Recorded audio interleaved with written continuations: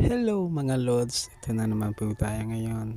Sunday pala ngayon kaya laba day tayo ngayon.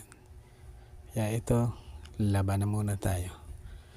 Dito, kita nyo, binabad ko na to kaya nakalipat sa balde. At ngayon, kinukusot ko na lamang to. Inuna ko itong mga uniforme ng bata para magamit nila bukas sa kanilang pagpasok. Kaya mapapansin nyo, binilisan ko na lang yung video para mas mabilis matapos dahil medyo mahaba ang pagkaka-record natin dito. Ay, yun nga, dahil Sunday ngayon, laba-laba muna tayo mga lods. Ganyan din ba kayo mga kalods ko na every Sunday ay naglalaba ng labahan tulad ko ngayon na paglinggo naglalaba talaga dahil kinabukasan gagamitin ng mga bata. Ganito naman talaga ang buhay natin. Lalo ako bilang tatay na nakatoka sa bahay, kasama sa routine to sa aking mga gawain na maglaba ng damit ng mga bata.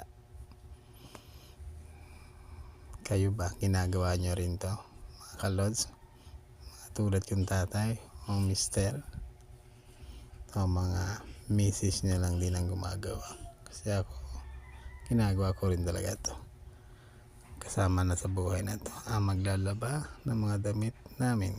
Dahil dito napansin nyo mga uniforme at mga konting damit ng mga anak ko ang kinilalaban dito.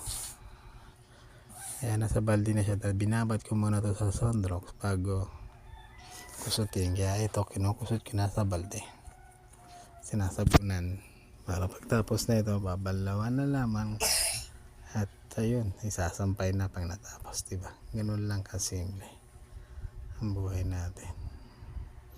Okay di ba maglaba pa minsan-minsan, diba? Pag may oras naman tayo, wala namang problema yan. Ang sipag ko ba? Ay, kala mo naman talaga totoo. Sige, ayun na dyan, natapos na magkusot kaya ngayon nagbabalaw naman ako. Inilisan ko na lang din yung video para mas mabilis matapos dahil medyo nga napahaba ang aking pagre-record ng video na to. Kaya mapapansin nyo sa video medyo mabilis ang aking kilos. Pasensyahan nyo na lang po mga kalods ha. Ayun na, malapit na akong matapos yan. Nagbabalaw na lang tayo dyan. Okay,